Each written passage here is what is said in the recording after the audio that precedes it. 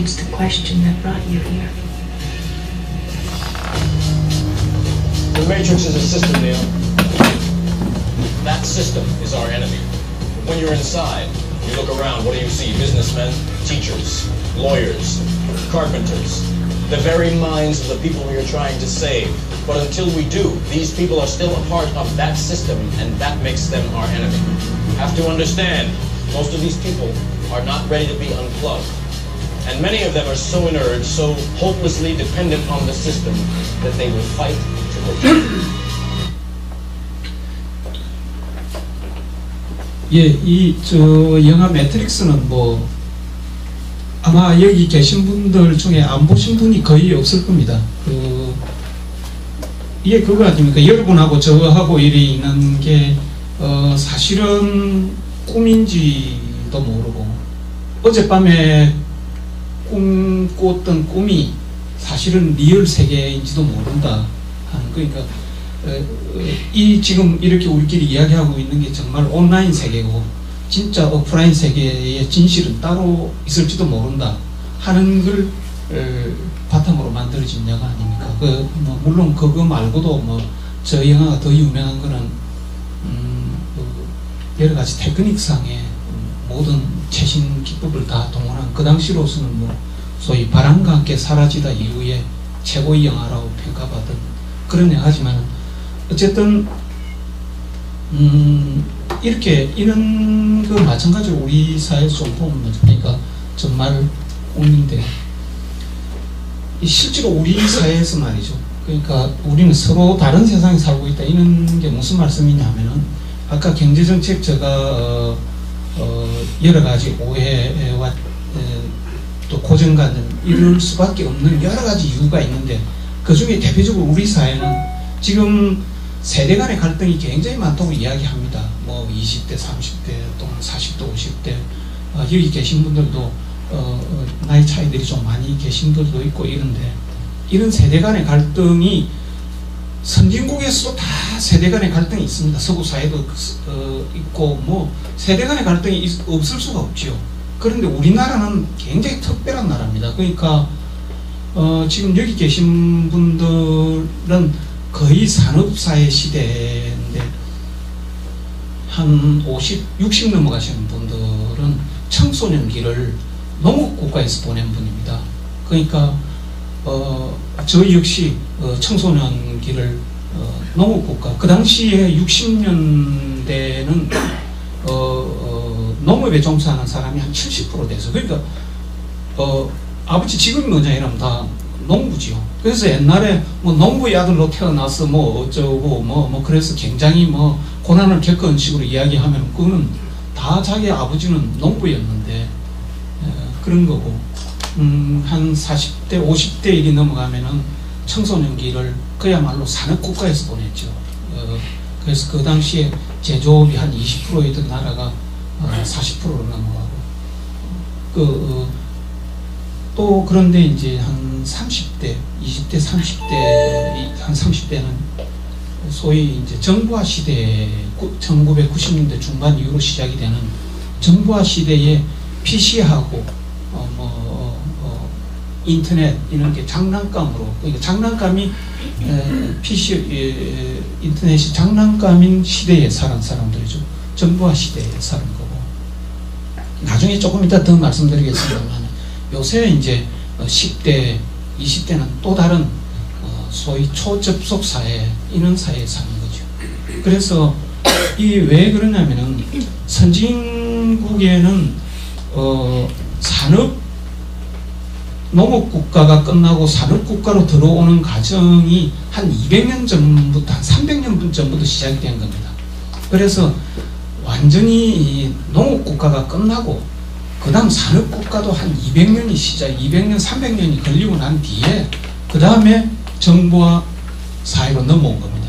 무슨 말씀이냐면, 선진국에 있는 그 세대 간의 갈등은 그냥 나이 차에서 일어나는 그런 갈등이고, 우리나라는 농업국가에서 살던 사람, 저 세대 정도 하고 산업국가에서 살던 여러분의 세대와 또 일부 여기에 정부화 시대에 사는 청소년기를 보낸 사람들하고 다 같이 살고 있는 겁니다. 그러니까 한꺼번에 그러니까 사실은 완전히 다른 여기서 이제 좀 구체적으로 하려면 뭐 수학 체감의 법칙이라든지 수학 폭정의 법칙이라든지 그 그래프로 쭉 그 세대 간의 그 사고를 설명을 해드릴 수는 있는데 시간 관계상 하여튼 다른 세상이다. 다른 국가에서 같이 살고 있기 때문에 단순히 그냥 세대 간의 사고의 차이다 이렇게 이야기할 수 없는 국가입니다.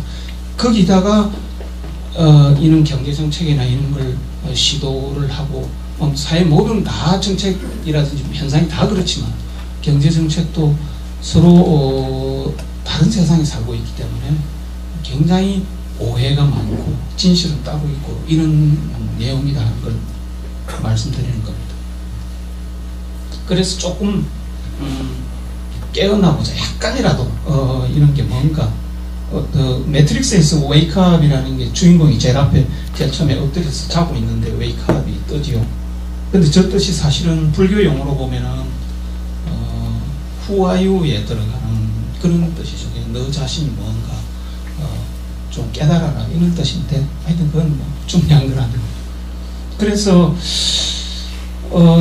아까 여러 가지 고정관념들이 각 분야별로 많은데 저 경제정책 전체로 다 많은데 그거를 조금은 나누어서 재벌, 복지, 노동, 성장, 시스템 이런 종류 한 5가지 분야로 간단하게 설명을 좀 드리겠습니다. 그래서 그냥 뭐 가급적 한전화 지금부터 11시 한 40분 가급적 그때 마치도록 40분 그래 질문 답변을 좀 많이 받았으면 좋겠고요. 그래서 쉬는 시간 없이 좀 하겠습니다. 그 대신에 들어갔다 나갔다 뭐 마음대로 하셔도 됩니다. The only wealth in this world is children. More than all the money and power on earth. You are my treasure. Patience. He loved doing it by himself. Man to man. But we're different, huh? No different than any large corporation. Control a lot of money with very little. Minimize taxes. No government control.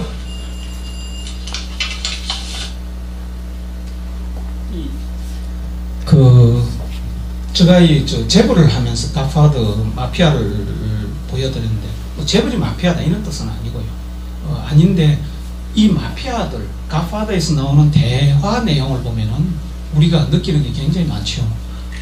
그래서 재벌이 뭔가 한번 봅시다. 재벌은 다 알고 계시겠지만 이 재벌은 영어로도 재벌입니다. 그러니까 딴 뜻으로 번역이 안 되는 거예요. 그래서 국제적으로 경제 용어로 인정되어 있는 용어 자체가 재벌입니다. 그러니까 스펠링도 딱 이대로 재벌이 이거는 국제 용어입니다. 그러니까 가장 유사한 게 콩그로메이터랄까 복합기업이거든요. 그것도 재벌하고는 정확하게 안 맞아요. 그 다음에 뭐 아주 대기업 이런 것도 안 맞고 뭐 트러스트 물론 뭐 이런 거하고도 안 맞고 그래서 재벌을 표현하는데 왜 콩그로메이터하고도 맞질 않느냐 하면은 재벌은 바로 패밀리이기 때문에 그렇습니다. 그러니까 우리가 재벌을 이야기를 할 때 지난 작년 선거에도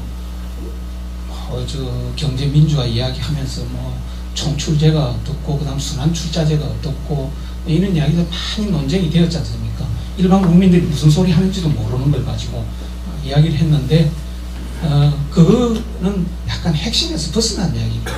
그가 총출제 문제나 순환출자제 문제가 중요하지 않다는 게 아니라 재벌에 관해서는 정확하게 포착한 내용이 아니다는 겁니다.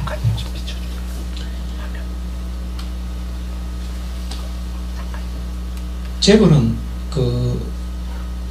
그래서 뭐냐면 재벌하고 대기업은 구분되어야 됩니다. 지금 굉장히 이야기하는 것 중에 막 습관려 가지고 그러니까 대기업 중에서 독과점 기업 아주 그 소위 이제 나중에 그러면 트러스트 문제라든지 뭐 이런 쪽으로 들어가든지 또는 콩그로메이트 쪽으로 들어가면은 순환 출자 문제나 총추제 문제가 굉장히 중요합니다만은 그냥 재벌이다 이러면은 재벌은 우리나라 재벌은 여러분이 알다시피 가족입니다. 전부 모든 게 가족으로 이루어져 있는 패밀리로 이루어져 있는 그러니까 뭐 아버지와 아들, 딸 이런 정도가 아니고 그냥 며느리 뭐 때문에 그런 저기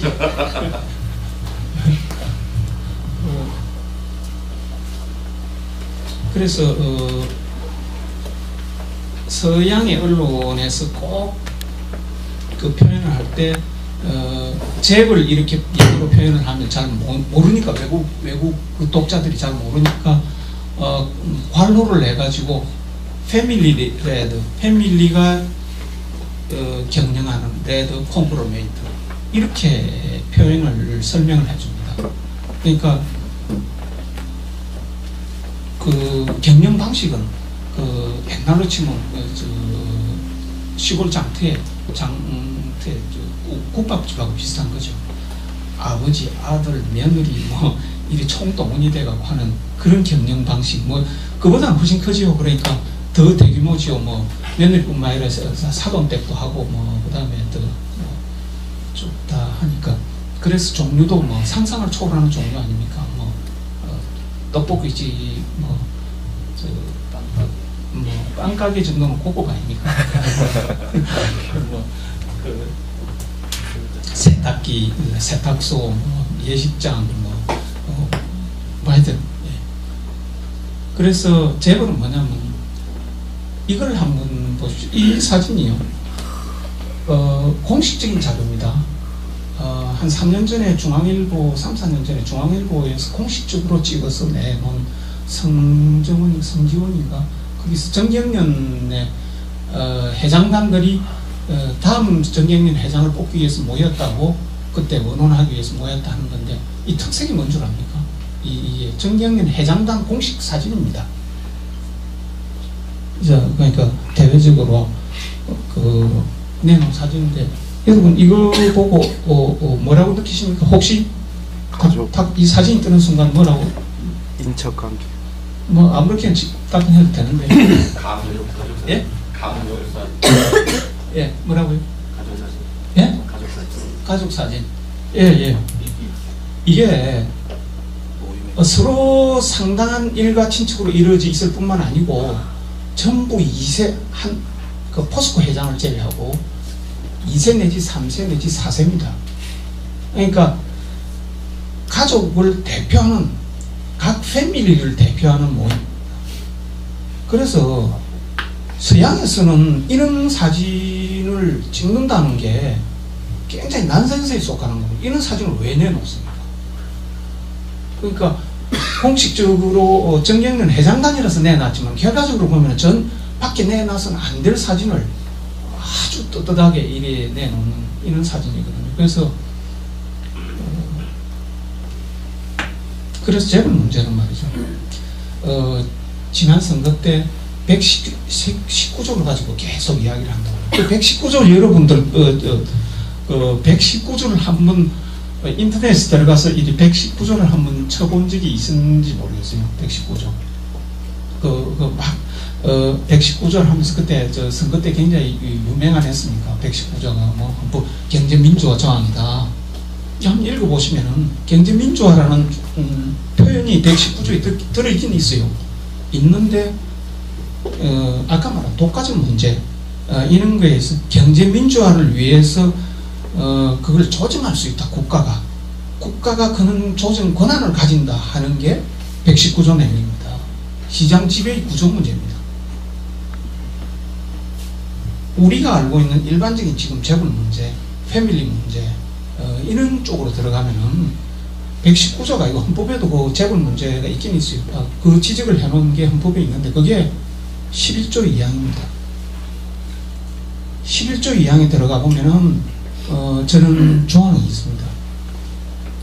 그래서 재벌의 문제를 시장 지배의 구조의 문제라든지 또 대기업하고 착각하면 안 된다 하는 그런 걸 좀 말씀드리고 싶고요. 뭐 어떻게 해결할까 하는 거를 또 논의를 하려면 너무 길어서 생략하겠습니다.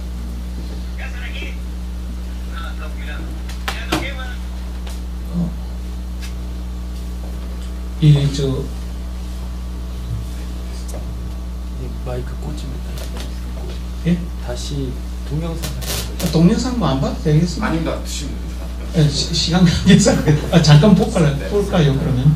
예. 이게 예.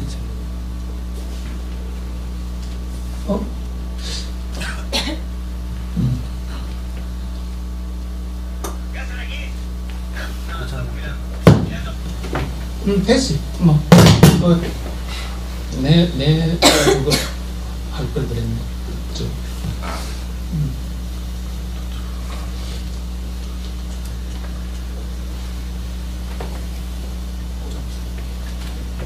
안 되네. 예. 아니 꽂으면 됩니다. 이렇게. 네. 내가 노트북을 갖고 오기는 하는데 저 노트북도 좋아 보여서 했더니 이건 뭐죠?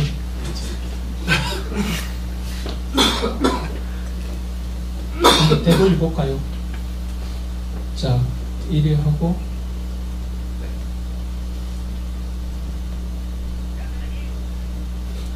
안 나옵니다. 예, 됐어. 그냥 지나갑시다. 예. 아니, 소리 문제가 아니고 화면이 안 뜨니까.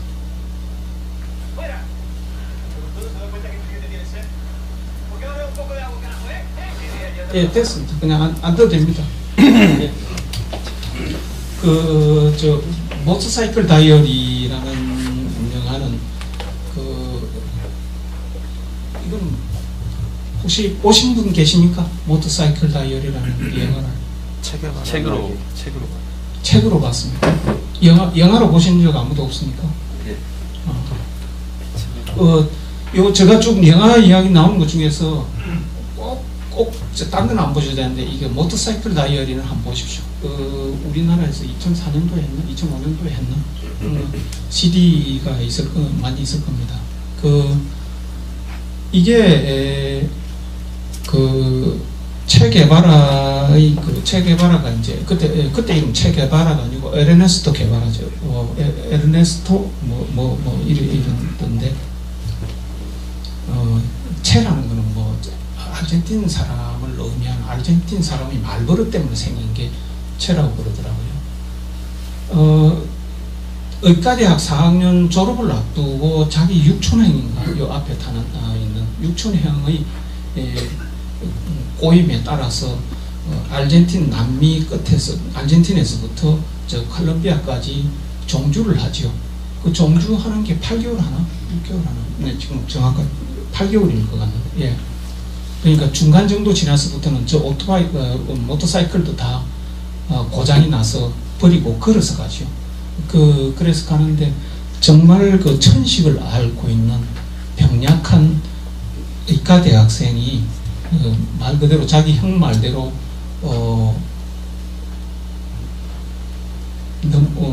에르네스트의 그 체 게바라의 문제점은 너무 착해서 문제다. 그 정도 착한 학생이 이 8개월의 무전여행 종주를 거쳐서 사람이 인간이 어떻게 변해가는가를 쭉 나타내주는, 그러니까 은유적으로 나타내주는 영화인데 100% 다큐멘터리 영화입니다. 그러니까 저 앞에 있는 육촌형은 재작년인가 돌아가셨는데 쿠바의 국립의료원장을 정신직으로 하다가 죽었죠. 죽었는데 그때 이 영화 촬영을 정확하게 하기 위해서 이 영화는 한 번도 뭡니까 그걸 로케이션만 지금 뭡니까 세트도 생각이 안 나죠. 세트를 쓰지 안 하고 완전히 처음부터 끝까지 그 길을 쭉 따라서 재현시킨 겁니다. 재현시킨 그런 내용이고, 그걸 정확하게 하기 위해서 이분이 계속 그 영화 제작에 끝까지 참여하고 이런 영화입니다. 그래서 이걸 왜 보러 하냐면은 특히 애기를 키우는 애를 키우는 사람들을 한번 보시라 하는 게 체 게바라가 그때 의사 시험을 치고 그냥 의과대학으로서 남아서 의사로서 계속 지내는 게 나쁘다고 이야기하는 게 아닙니다. 그렇게 인생을 보낼 수도 있고 이때 여행을 떠나서 깨달아서 그 후로 혁명전사로서 사람이 바뀌어버리는 그렇게 될 수도 있는 거고 그래서 애들 키우는 사람은 한번 볼만한 영화고 영화 자체가요 한 90% 이상 영화의 내용의 90% 이상이 아주 경쾌하고 즐겁고 음악이 굉장히 좋아서 각 그 남미의 아름다운 경치 사진입니다. 전부 경치와 음악과 그 다음 경쾌한 내용이고 절반 이상이 코믹한 코미디 영화입니다. 그 돈도 없이 무전여행을 떠나서 그걸 다 해가지고 나가려니까 뭐 본의 아닌 사기도 치고 이렇게 하고 그런 아주 즐거운 영화입니다. 그래서 이게 무슨 이념적인 영화도 아니고 아무것도 아닌데